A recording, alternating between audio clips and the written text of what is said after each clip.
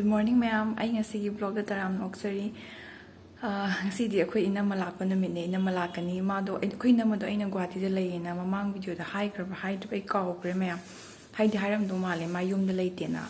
Ai hana vlog da yaw do ado ma do ngasi laani numit yam de numit mangani khattani ma layraduise enamma laani yam harawe aduga hojikna ai se akoi bachau gi phiroi ko adu chatkena losan lambane ai se ada enamma do mamangna mina hangbado enamma angang yawgrab angang yawdri enamma se Guwahati da laibagini aigi video da yawroktabado Enamyai ni ko sina adudi bye bye ai chalukhige phiroi losallaga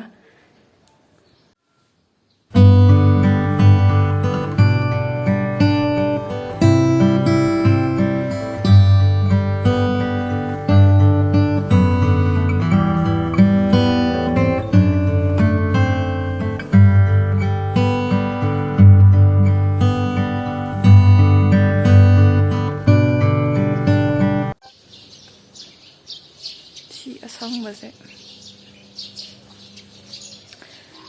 plan tau natibako mapa chana tagibei wanida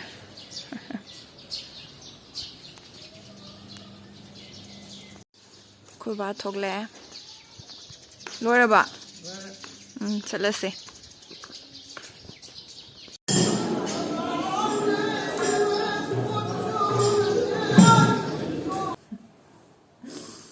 mayam ai tumthoki leirame khanghodaba wanda aise sima yengambaneba daidi dum uigre asai keno chatlure phiroi halakpaga phiroi da jang jare usopki mathen mayam ma ahauba aidi keno gi akoi gi sum chakobagumba gi da nga yawdina ko adugi nga thongba chabagi mohta usopkumba suma sigumba dadi nga yawdabado sine hena pamingo nga da makhan mathen haplo chabam khangde ana sigitadi uti gumba adagi sagol hawai gumba adai mairen thongba su yawrame adai kanagumba gi da uyen thongba gumba yawbusu yawina ko adumdo hawe aduna hena pamse haita aduna hen chaninge chakobagi di chaningde ado ngasi da khoi haw aina hawse sungam sana thongbaje ayam pamjeyibako ado moigido loiramdai da hapappanina ai puk thandokharebako adu kitang mamang da hapamagandi dum charamgadabjan aduga kaino maroi ga bori ga thongbudo aduga anido ai khwai favorite ne ado anira halakhidre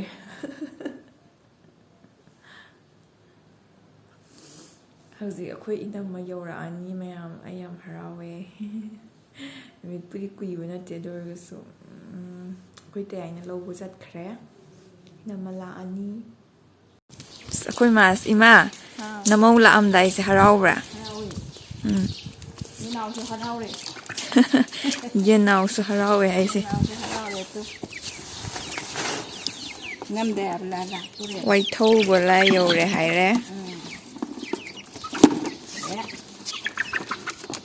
nei okna batau sangana na as inarizio chaugi chaure makum so ahang do sia yen machinjak fajana thabadi marum pi khoida koi marum jaba leide yumdagi kokpana sai yam fajan sare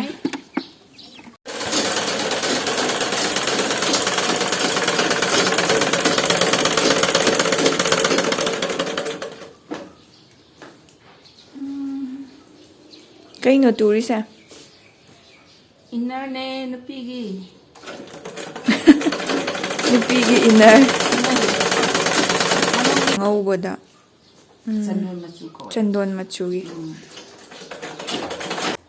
mayam akoi mana tubud ucherake ko akoi mana tubada sisine ko sina langjam gine machu le ko sina red ko red ki inner adagi nina dum machu magi apam apam bado ꯑꯣꯔꯗꯔꯗ ꯑꯩꯒꯤꯅ ꯁꯤ ꯃꯆꯨꯒꯤ ꯇꯨꯕꯤꯔꯛꯑꯣ ꯈꯣꯠꯂꯣꯅ ꯍꯥꯏꯔꯛꯄꯀꯣ ꯑꯗꯨꯃꯥꯏꯅ ꯑꯗꯨꯒꯨꯝꯕꯅꯦ ꯑꯩꯈꯣꯏ ꯃꯥꯅ ꯇꯨꯔꯤꯁꯦ ꯃꯤ ꯑꯗꯨꯝ ꯂꯧꯒꯗꯕꯁꯤꯡꯗꯨꯒꯤꯅꯦ ꯍꯥꯏꯇꯥꯔꯦ ꯁꯤꯅ ꯄꯤꯡ ꯍꯥꯏꯒꯗ꯭ꯔꯥ ꯄꯤꯡꯇ ꯑꯗꯒꯤ sina purple sida purple sina amuk sumaina kitang design sise yaure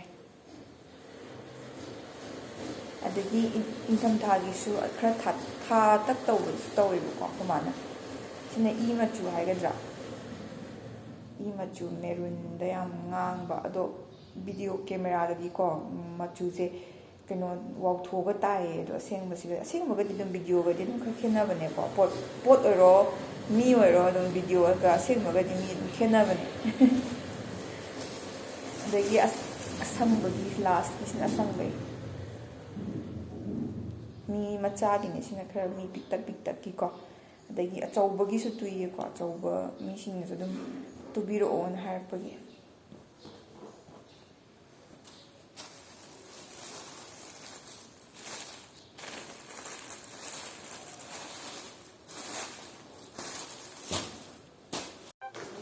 akhoi inam la inam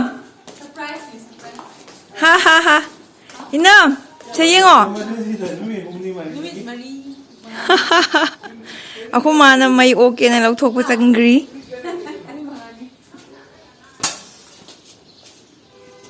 ako mai okay ari noi guati gi la Fai la chi tao. Oya.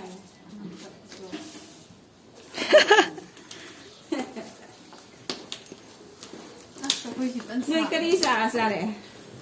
Wow, ino mai blog ta hai yo. Ai blog ni ngasai na miss nang lak ngai ai hong harau e nang lak tore na. Ngai bo.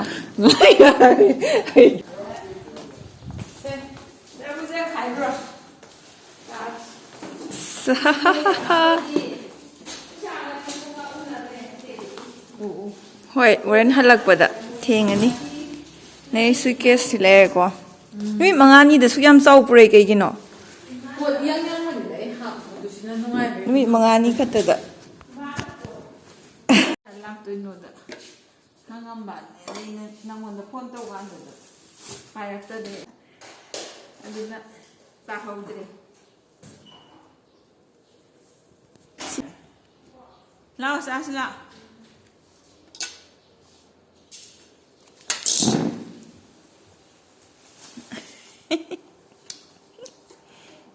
Figure ka diam postar me ko. Nungare mani.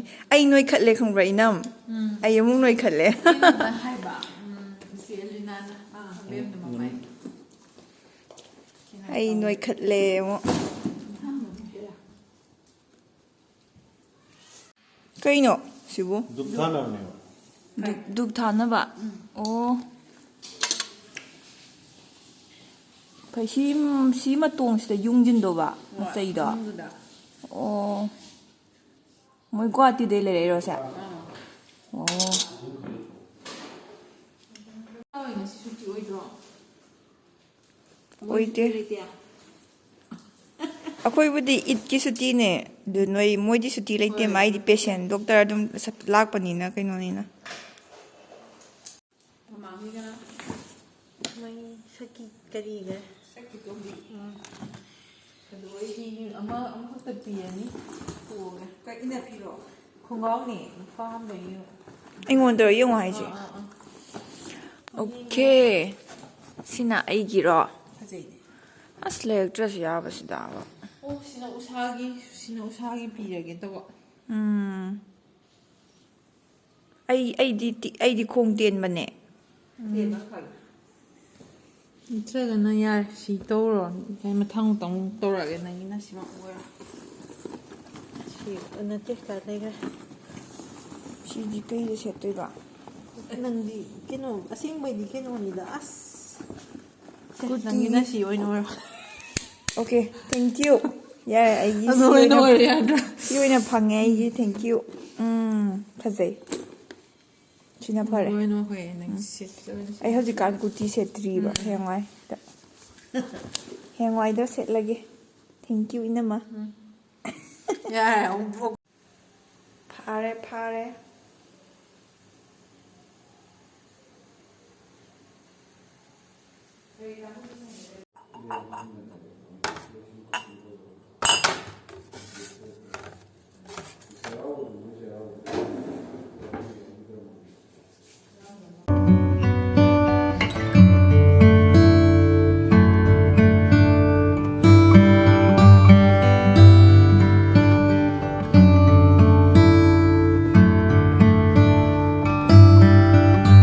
이마기.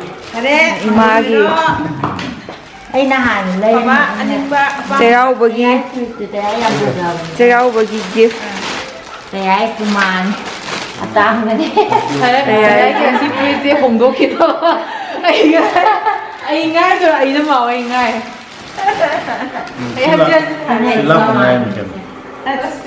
ꯃꯅꯥꯎꯅꯨꯄꯤꯅ ꯄꯤꯔꯦ ꯆꯩꯔꯥꯎꯕꯒꯤ. Thank you. ꯁꯤꯅ ꯑꯩꯒꯤ.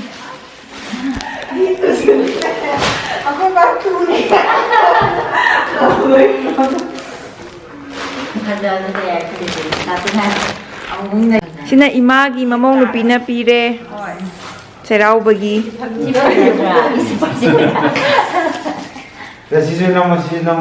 ꯌꯥꯝ ꯐꯔꯦ. ꯁꯤꯅ ꯃꯆꯦꯒꯤ ꯄꯤꯔꯦ. ꯃꯆꯦꯒꯤ bag ꯑꯃ ꯆꯩꯔꯥꯎꯕꯒꯤ. ꯕꯕꯥꯏ ꯍꯌꯦꯡ ꯌꯧꯔꯛꯑꯅꯤ. ꯕꯕꯥꯏ ꯍꯌꯦꯡ ꯌꯥꯎꯔꯛꯑꯅꯤ. ꯑꯩꯒꯤꯅ ꯏꯅꯝꯃꯅ ꯆꯩꯔꯥꯎꯕꯒꯤ ꯂꯩꯕꯤꯔꯛꯑꯦ. ꯐꯖꯩꯌꯦ. ꯋꯥꯎ. ꯊꯦꯡꯛ ꯌꯨ ꯏꯅꯝꯃ.